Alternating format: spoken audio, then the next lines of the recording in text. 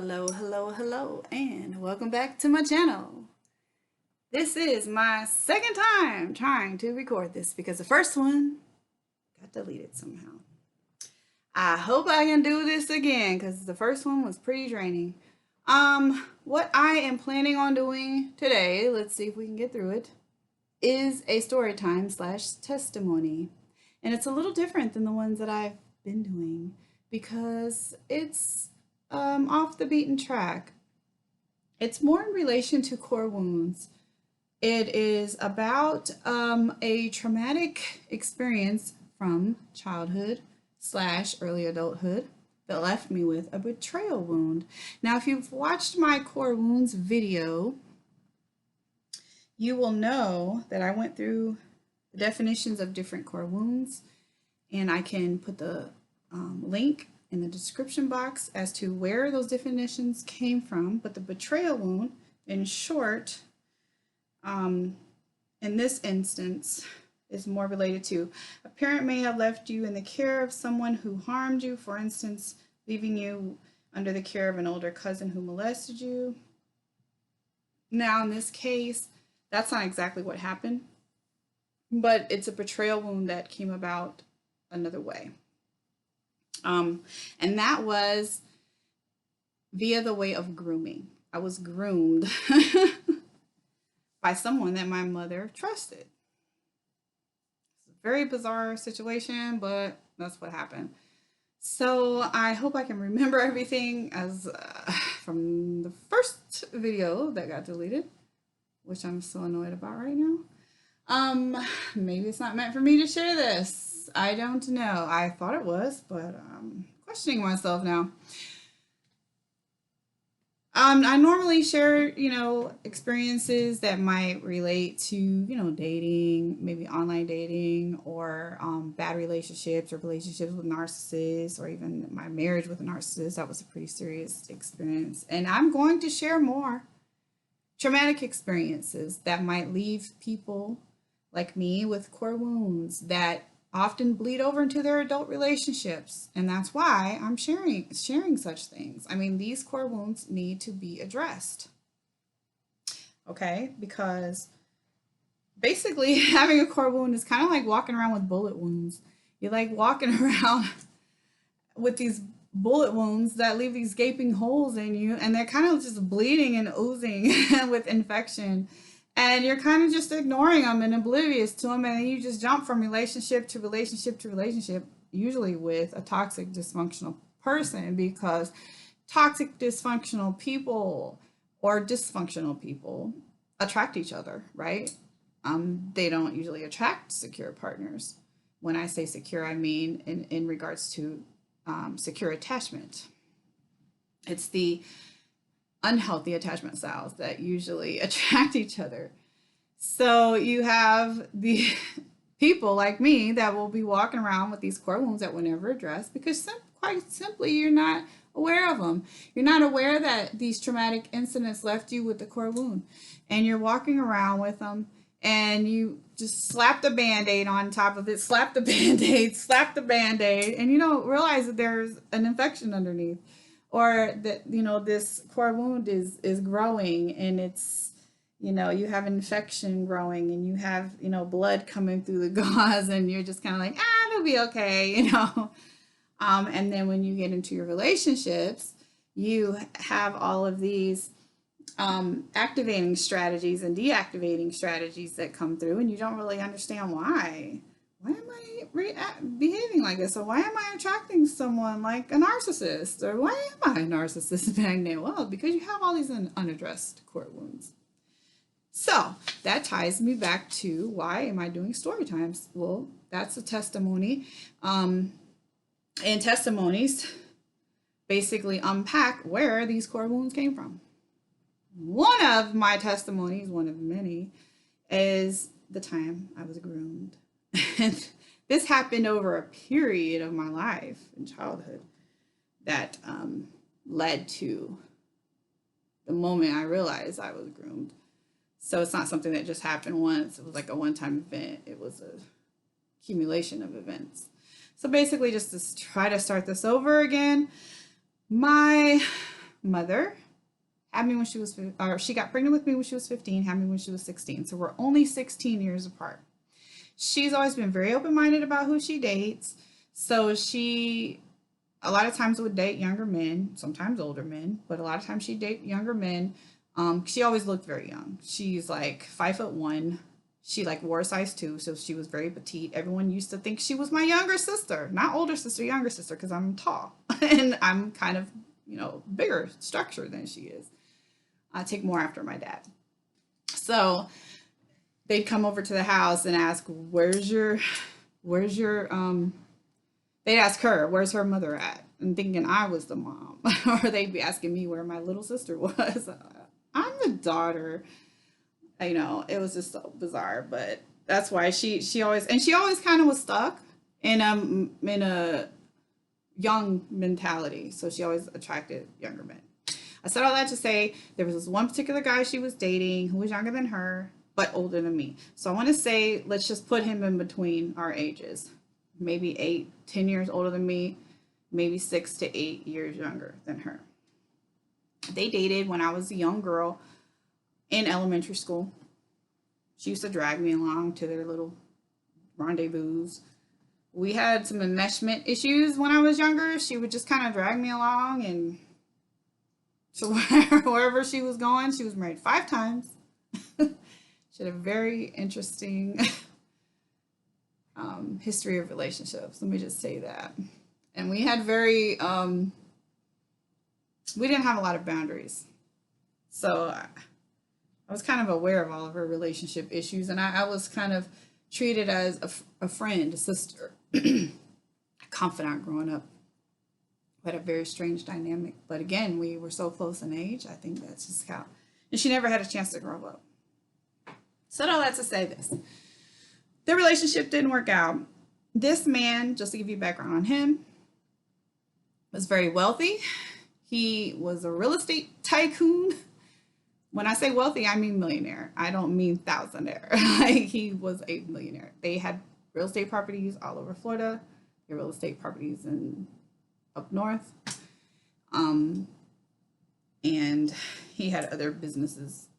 But he wasn't self-made. He was in business with his family. It was a family business. So he was just continuing on the family business, right? Okay. So when they broke up, he offered to do her this wonderful favor of continuing to assist me with my needs because she was a single parent. She had a ninth grade education. She did get her GED, bless her heart. She was a hardworking woman. She never went to the government for assistance for anything. Not knocking anyone that has to do that, but she didn't. She was very prideful. So she was very hardworking, always had 2-3 jobs. But can you imagine having to do that with the GED? Like, she didn't make a lot of money. So she was just always spinning her wheels, trying to keep the money coming in. And I'd be home taking care of all the household duties, which left me with another wound because I had to grow up way before my time and had to take on all those responsibilities of the house when I was like in 4th grade, 3rd grade, cooking dinner and doing laundry, turning all the whites pink, cleaning and scrubbing everything. When I should have been outside enjoying being a kid. But, a lot of us share that story, right? Anyway, he stepped in and said, hey, I want to help you with her. Since you're a single parent struggling, so forth and so on. And she was very open to it. So she would refer to him as my godfather. So that's how I accepted him as my godfather. He would buy my school clothes. He would come and take me on a trip every summer to usually like Disney World or somewhere like that. It was never inappropriate with me, but I'm very highly intuitive. I'm an INFJ. There's only we are only like 1 or 2% of the population. But I always felt weird feeling about him. But again, my mother trusted me with him and he never did cross the line, but it just was a weird vibe I would always get with him. But I just went along. Hey, he does all these wonderful things for me. He helps our family kind of help the ends meet. when it comes to me getting my school clothes and whatnot. So I'm gonna go to Disney World or wherever we're going, and that's that. So let's speed up to high school.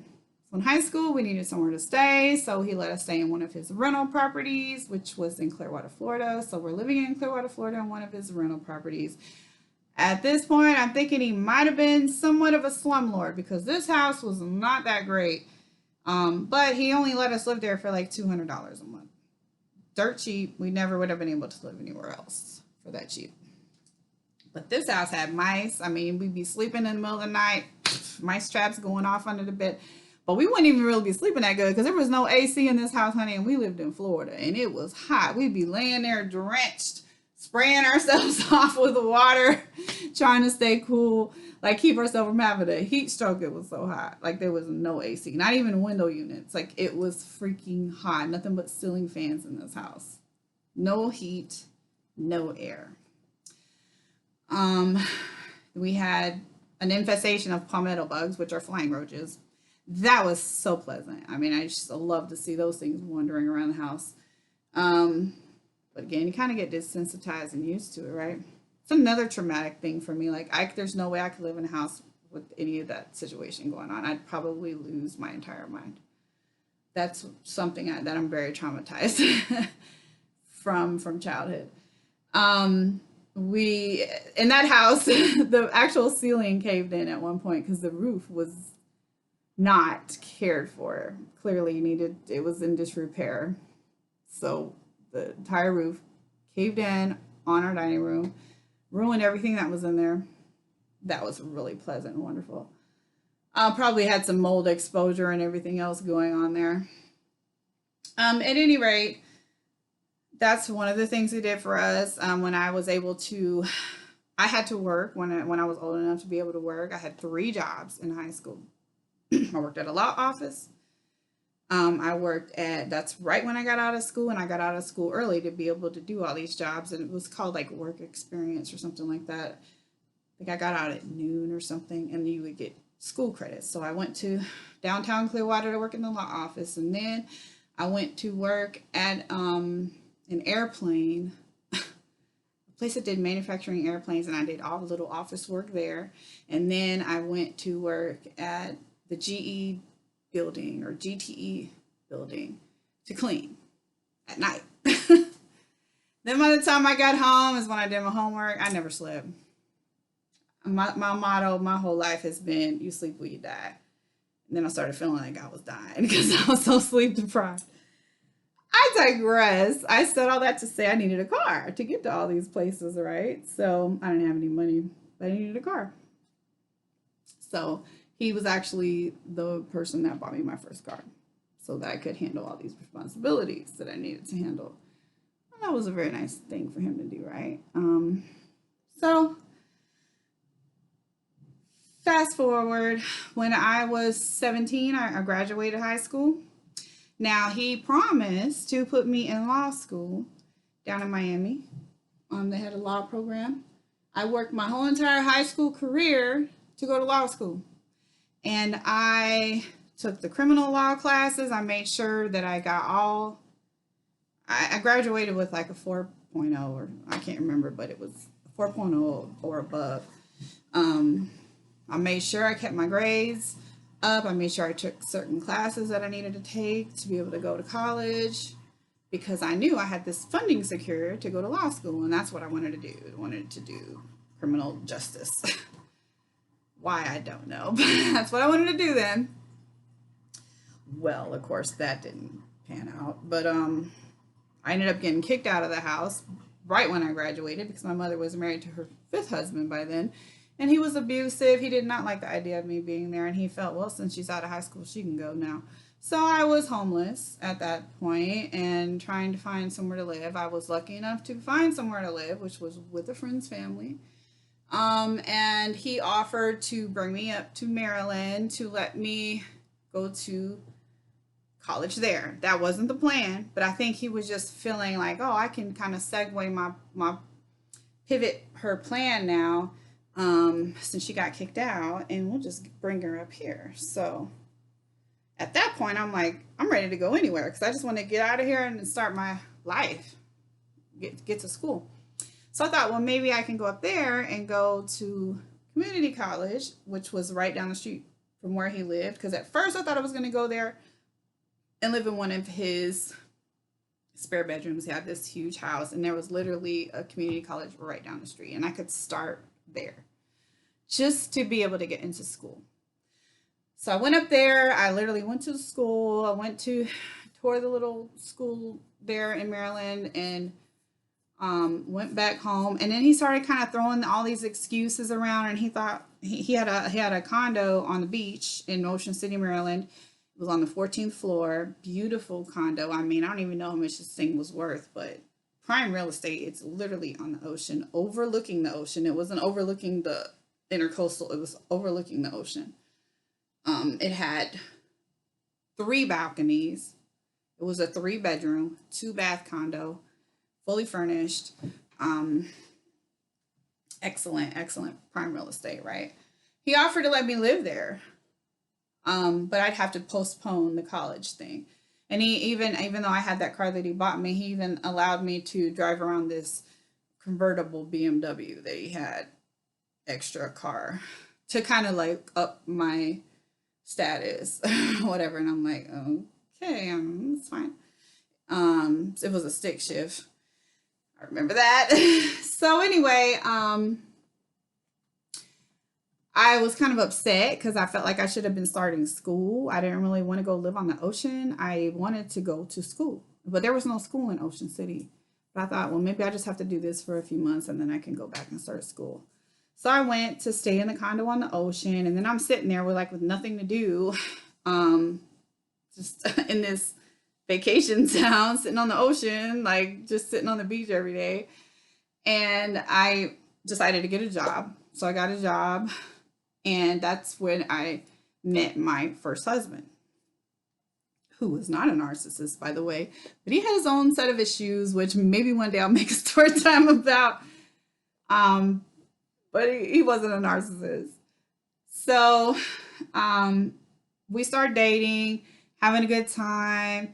I'm starting to really enjoy myself there. Like, oh, maybe this is going to work out. I got my boyfriend and everything's kind of cool, right? So next thing you know, I had to get a surgery, an oral surgery done.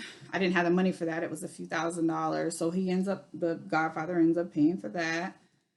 Got my oral surgery done. He ends up finding out that I am dating this guy, and things get a little weird. So I get my oral surgery done. He sends me this big, huge bouquet of flowers and some jewelry, some expensive jewelry, like as a get well present. And then he came to town that weekend.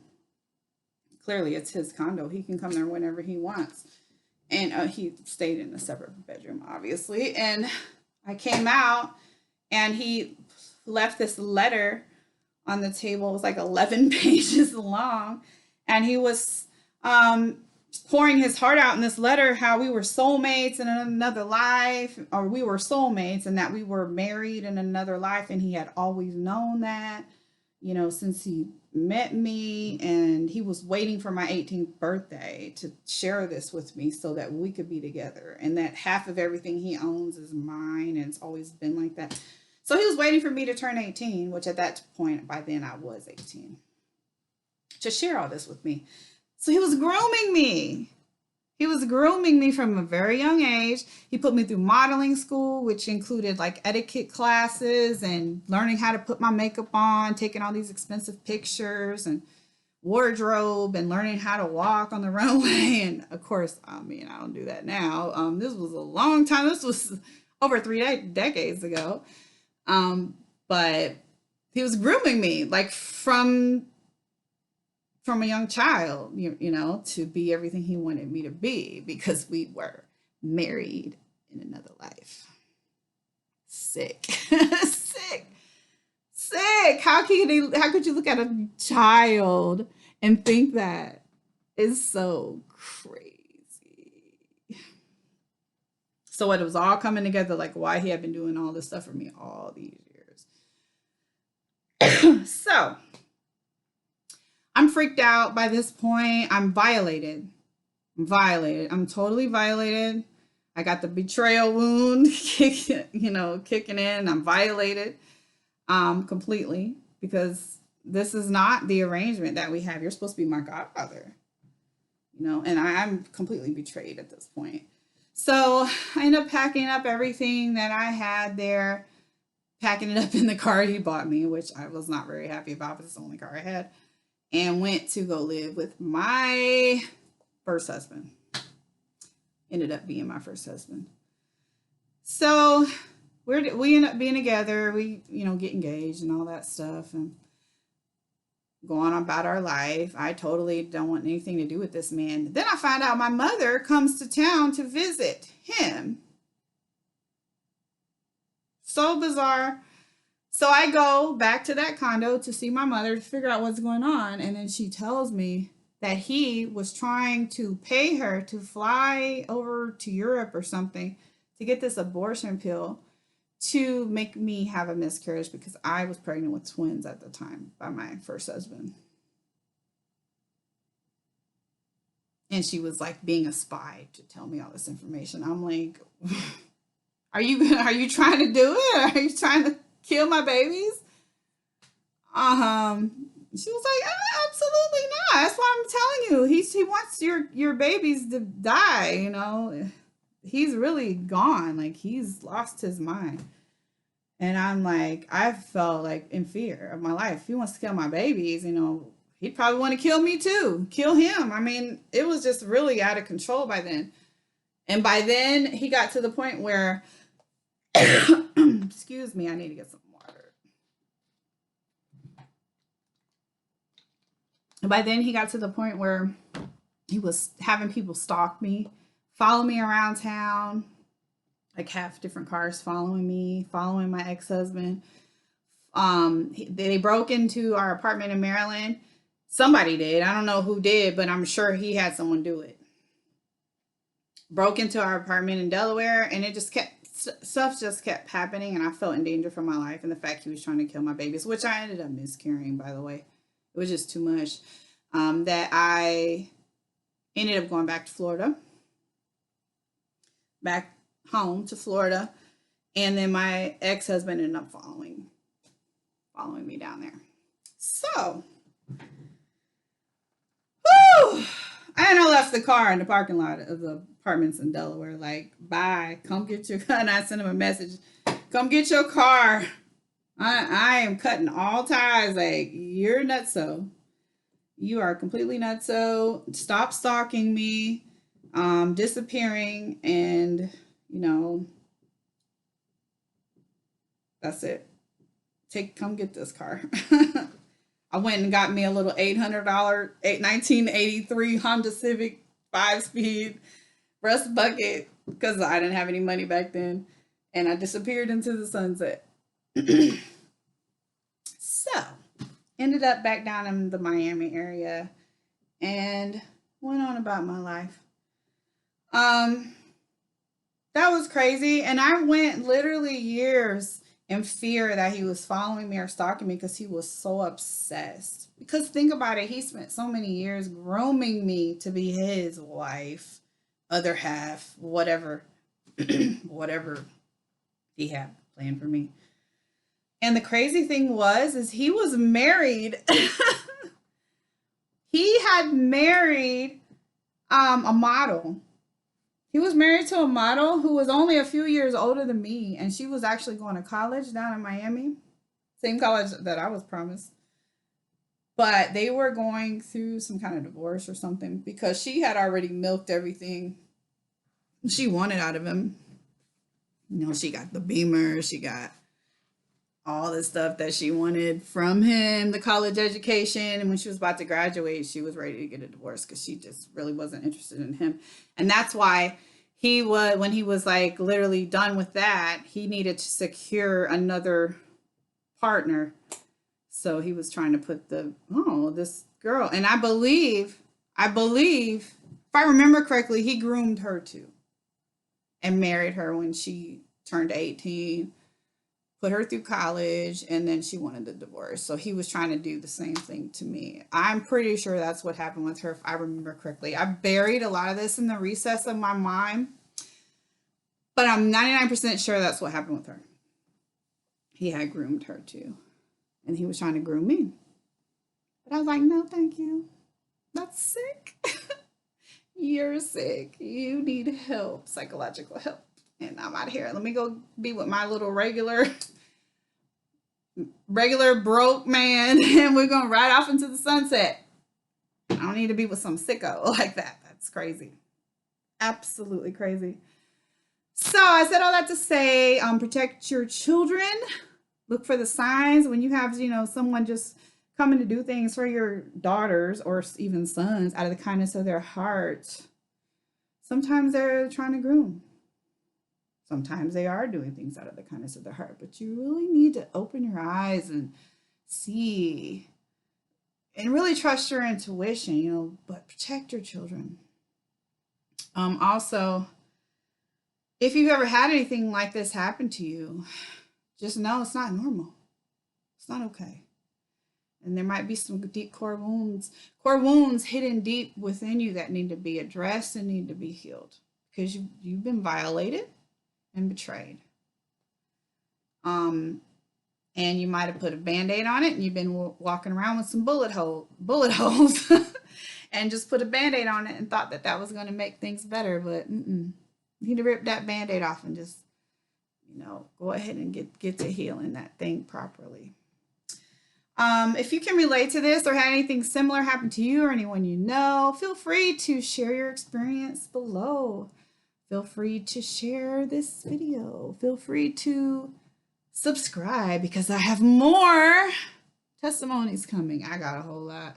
I know some of the stuff I'm going to share might not even sound real because I have a lifetime of crazy. I've had the most dysfunctional life. I can't even tell you. The most dysfunctional life ever, but I survived it. And my bullet hole's been sutured up, disinfected, and everything's good now, but it took a long time to get here to my place of peace and happiness, and I just want to help others get here too.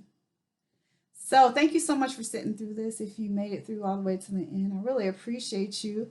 And I hope that everyone has a great night, morning, noon, day, weekend, week, month, year. Thanks, and I'll talk to you next time. Bye-bye.